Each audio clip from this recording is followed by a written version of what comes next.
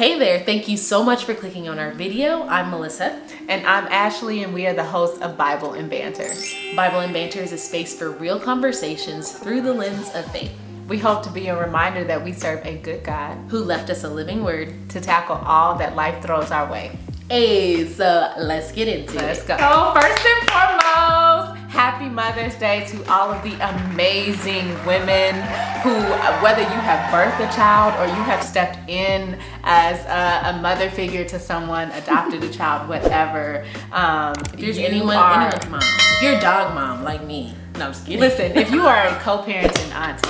Okay, no. You said we try to give ourselves some credit.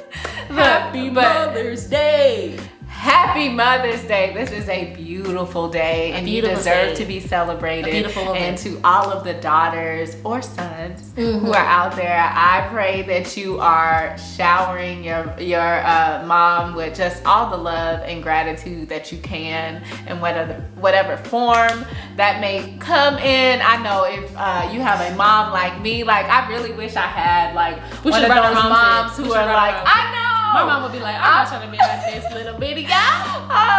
Like, I swear, like, I have one of those moms who's like, you know how some people have the mom that's like, oh no, you don't have to give me anything, sweetie, just, you know, you don't have to get, listen, my mama sends me gift ideas. She be like, listen, I want blah, blah, blah. That's gonna be me as a mom, I already know. Yeah, make sure to give me this. No, there's no humble over here, honey. I birth ya. And right, exactly. So the pressure is on because my mom also has this thing where her facial expressions have not been delivered. No! I'm that way too. I'm like, thank you. And seriously, so we decided that this episode would be dedicated to our moms. Mama!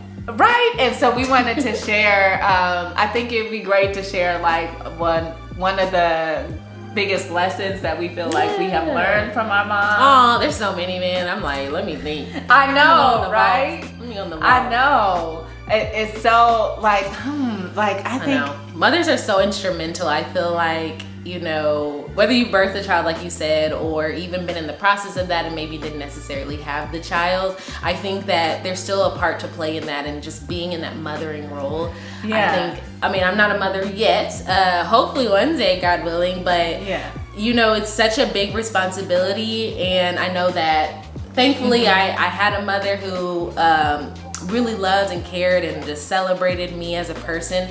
But one lesson that comes to mind for me, just a little background about my mom. She's amazing. Okay, we're gonna start there. She starts amazing. But as a child, she always used to tell me that she would struggle with her self-esteem, and she always felt kind of like she's beautiful. Great that she opened up about. She did. She told me she's beautiful. Okay, if you saw her, she doesn't want to be seen, but if you saw her, she's beautiful inside and out. But she always struggled with self-esteem and told me that. And she said she always prayed that she had a daughter because she wanted to be able to do the exact opposite for her daughter growing up. So she made it her mission to make sure me and my sister had self-esteem, honey.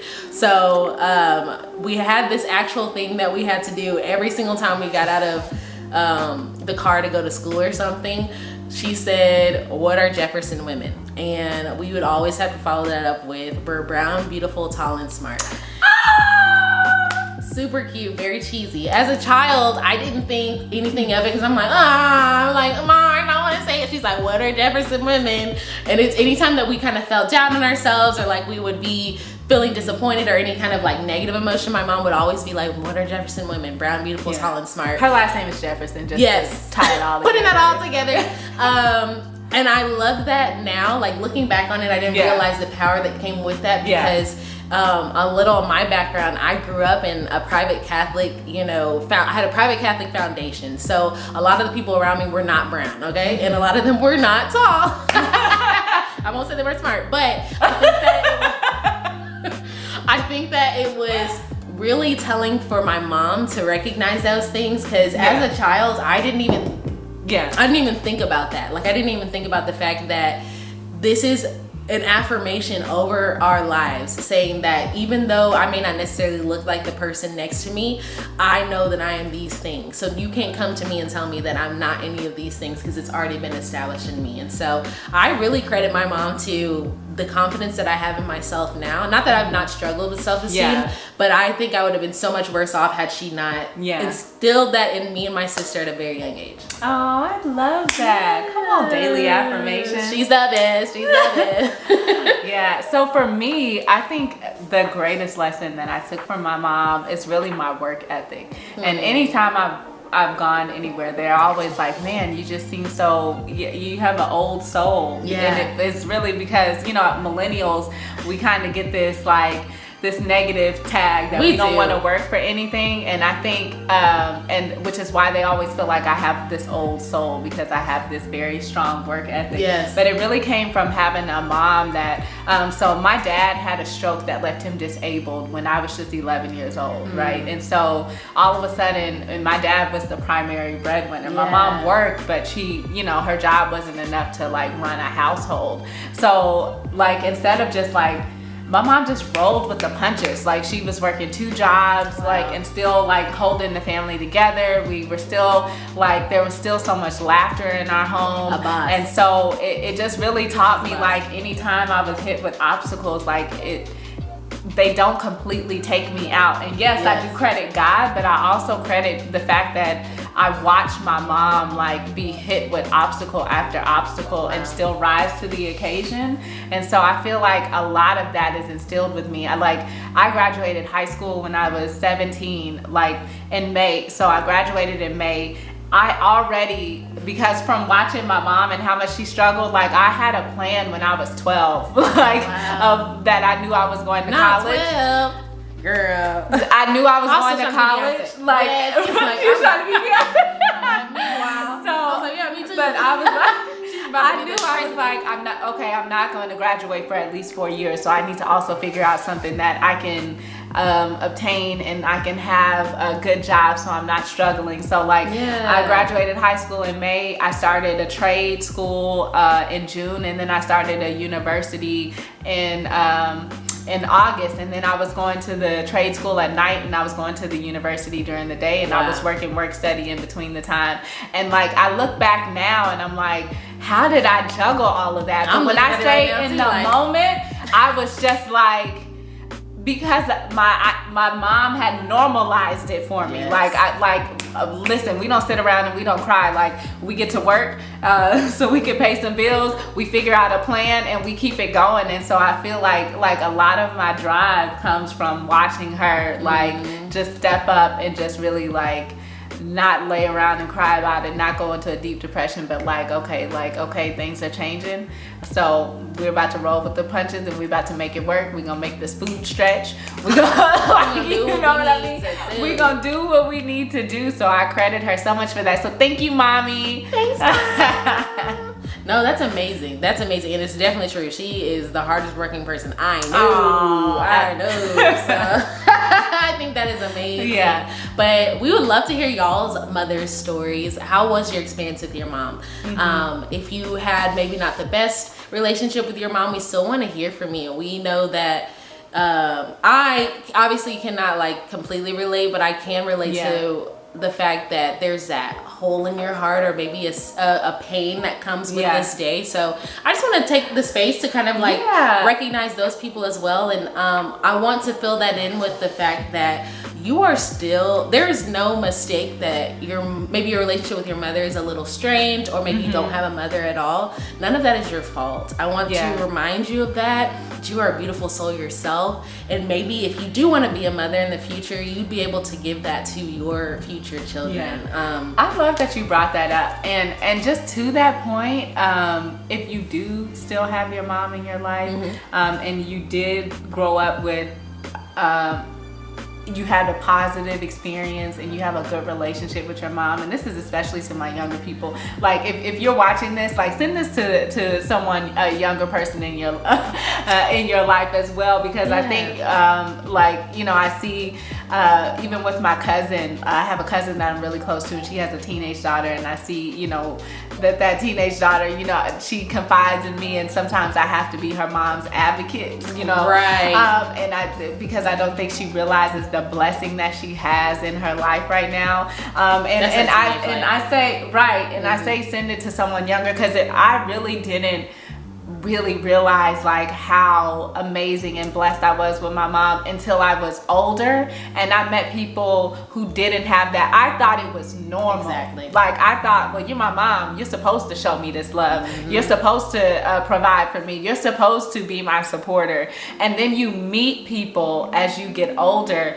who have strained relationships with their parent, with their mom. Mom wasn't in their life, or their mom was amazing and in their life, but they lost them at an early age. And here I am with my mom still in my life. You know what I mean? And I'm not making sure that I prioritize showing her that she's appreciated even beyond Mother's Day. So I say, like, sometimes don't take for granted the fact that your mom is doing the things that she's doing or has done the things that she's done, because that is not everybody's story. Exactly. So that's beautiful, and that's true. All of that is a fact. I just wanted to take the time to kind of create that space for people, because I know that this day can be a bit triggering for anyone. So yes, we understand, and we're here for you, and we're loving on you. And like Ashley said, definitely send this to someone who maybe, it's not that they don't appreciate their mom, but sometimes you just don't realize when you are a little bit younger all that your mother has done for you until you get older. Like I said, when I was younger, my mom's making me say all this stuff. I'm like, yeah, mommy,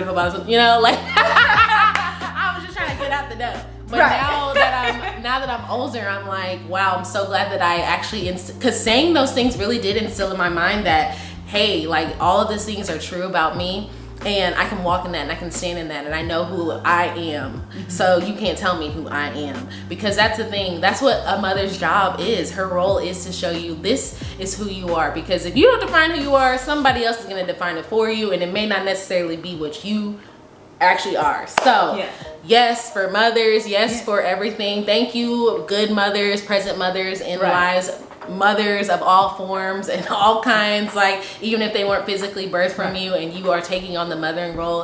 Thank you for being you. And one more thing, I want to end this with sharing one of my favorite mommy Bible verses. Oh yeah! You gotta read the Bible in it, you know how we do. Listen, because it's Sunday anyway, so I know, you know, mama pulled out the good, well, I don't know now, but you know, back in the past, you pull out that you know, the real nice outfit to go to church. Oh No, this is Mother's Day. This is one of the few days that some people go to church. The biggest hat. Where, you know, this was the time where we would show up. You know, my grandma recently passed, but this is the Sunday that we would go to the country so we could go to church with her, so she could have that smile, because she got her whole crew. The whole crew. You know what I mean? So when they say if family and friends could stand, you know, we need the whole left side of the church standing. Look, you know, when everyone turns back. Right, grandma looking smiling, looking proud, like, yeah, I did that. Yes. These are my children. But yeah, so I just wanted to, you know, bring to your awareness 1 Kings chapter 3 verse 16 through 27. And so this is really a story of it's actually two prostitutes, which that just shows you it really doesn't matter what walk of life. It doesn't matter what your background Two prostitutes, a mother's a mother. right, come to King Solomon to settle a dispute. And one is claiming that the other stole her baby, and that but the one and so it was saying that because basically what happened was one of them had rolled over on her baby overnight and killed the baby, and then went and took the other one's baby and pretended it was hers, but the other woman knew that was her baby.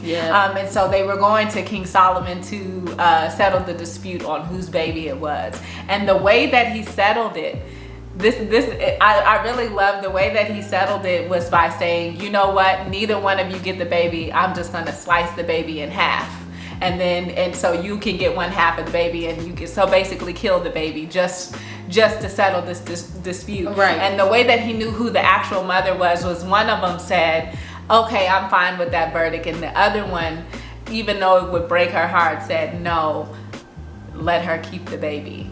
Blue. And he said that is the mother. And so he knew the mother in her sacrifice and willing to put the child's well-being over her own. So over her own. And so I want to say too, because I know, like, for me, that is the thing that I remember most about my mom, is that she was willing to sacrifice so much just to ensure that me and my sister had everything that we needed. And so and that's why I related to that story so much, and I think it's so beautiful. And it's just another story of that birthing a child doesn't make you the mom. It's the sacrifices that you're willing to make on someone else's behalf. Ooh. So to anyone who would continuously sacrifice so someone else could have a better life, you are appreciated. Thank you. Yeah, that was beautiful.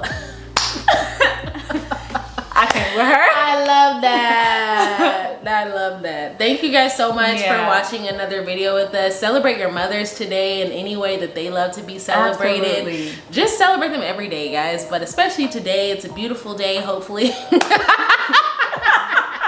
Right, and listen, today is a beautiful day. And listen, we all have like, our moms all have like annoying habits. Yes. I have learned to start appreciating those annoying habits just because I have had friends who have recently lost their mom, and the one thing that you remember most is the thing that used to irritate you the most. Like, absolutely. like my mom, she doesn't know the words to any song, right? But she is dead set on pretending she knows the words and mumbling them, and it always would irritate me in the car because I'm like, Mama, you don't know this song. She's like, I know the song, girl. Like, I don't even know.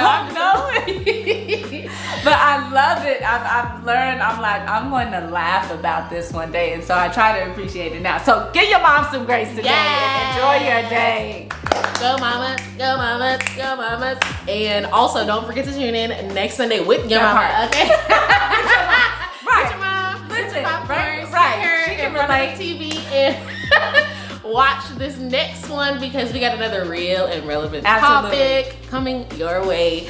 We're talking about everything from friendships, relationships, to careers and navigating corporate America as a Christian. We are talking about it all of it. But in the meantime, in between time, please remember that Jesus loves you. We love you. And you are more than enough. Bye.